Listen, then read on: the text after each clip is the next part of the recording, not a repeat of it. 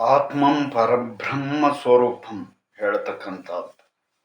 ಆತ್ಮ ಹೇಳ್ತಕ್ಕಂಥದ್ದು ಪರಬ್ರಹ್ಮನ ಒಂದು ಅನುಗ್ರಹದಿಂದಾಗಿ ಇರ್ತಕ್ಕಂಥದ್ದು. ಎಷ್ಟೋ ಜನರು ತಮಗೆ ಏನಾದರೂ ವ್ಯಾಧನೆಗಳಾದರೆ ಆತ್ಮವನ್ನು ಶುದ್ಧೀಕರಿಸಿಕೊಳ್ಳುವಂತಹ ನಿಟ್ಟಿನಲ್ಲಿ ಅಥವಾ ಆತ್ಮ ಪರಬ್ರಹ್ಮ ಸೃಷ್ಟಿಕರ್ತನಾಗಿರ್ತಕ್ಕಂಥವನದ್ದು ಅಂತ ಹೇಳ್ತಕ್ಕಂಥದ್ದನ್ನೇ ಮರ್ತು ಬಿಡ್ತಾರೆ ಅಥವಾ ಮರ್ತಿದ್ದಾರೆ. ಮರ್ತಿರುವುದರ ಪರಿಣಾಮವಾಗಿ ನಾನಾ ರೀತಿಯಾದಂತಹ ಪೀಡನೆಗಳಿಗೆ ಒಳಗಾಗ್ತಾ ಇದ್ದಾರೆ. ಜೊತೆಯಲ್ಲಿ ಒಂದು ವಿಶೇಷವಾದಂತಹ ಮಾಹಿತಿ ಅಂತ ಹೇಳಿದರೆ, ಈ ಒಂದು ದರ್ಭಾ ಚಿಕಿತ್ಸೆ ಹೇಳ್ತಕ್ಕಂತಹ ಚಿಕಿತ್ಸೆಯಿಂದಾಗಿ ಇದರಲ್ಲಿ ಇರ್ತಕ್ಕಂತಹ ಬ್ರಹ್ಮನ ಅನುಗ್ರಹ ಇರತಕ್ಕಂಥದ್ದು ಬೇರೆ ಯಾವುದರಲ್ಲೂ ನಿಮಗೆ ಇಷ್ಟೊಂದು ಪ್ರಮಾಣದಲ್ಲಿ ಸಿಗಲಿಕ್ಕೆ ಸಾಧ್ಯವಿಲ್ಲ. ಇದು ಆತ್ಮವನ್ನು ಶುದ್ಧೀಕರಿಸುವಂತಹ ನಿಟ್ಟಿನಲ್ಲಿ ತುಂಬಾ ಮಹತ್ವವನ್ನು ಪಡೆಯುತ್ತೆ. ಜೊತೆಯಲ್ಲಿ ರೋಗವನ್ನು ವಾಸಿ ಮಾಡುವುದರಲ್ಲಿ ಪ್ರಮುಖವಾದಂತಹ ಪಾತ್ರವನ್ನು ಪಡೆಯುತ್ತೆ.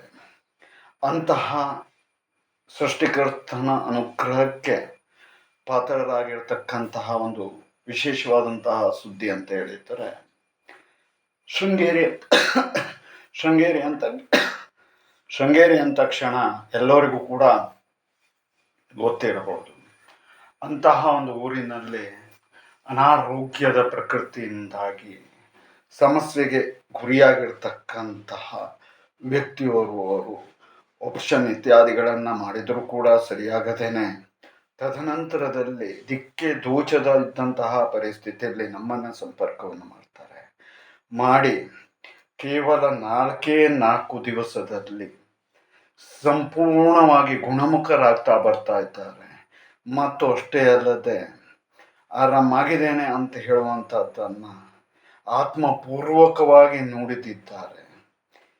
ಇದು ವಿಶ್ವಾಂಬರನ ಶಕ್ತಿಯ ಮೂಲಕವಾಗಿ ದರ್ಭಾ ಚಿಕಿತ್ಸೆಯಿಂದ ಮಾತ್ರ ಸಾಧ್ಯ ಎಂಬುದನ್ನು ಯಾರು ಮರೆಯುವ ಹಾಗಿಲ್ಲ. ಹಾಗಾಗಿ ಪರಬ್ರಹ್ಮ ಸ್ವರೂಪನಾಗಿ ಅನುಗ್ರಹವನ್ನು ಮಾಡ್ತಕ್ಕಂಥದ್ದು ಮತ್ತು ಅಷ್ಟೇ ಅಲ್ಲದೆ ಈ ಒಂದು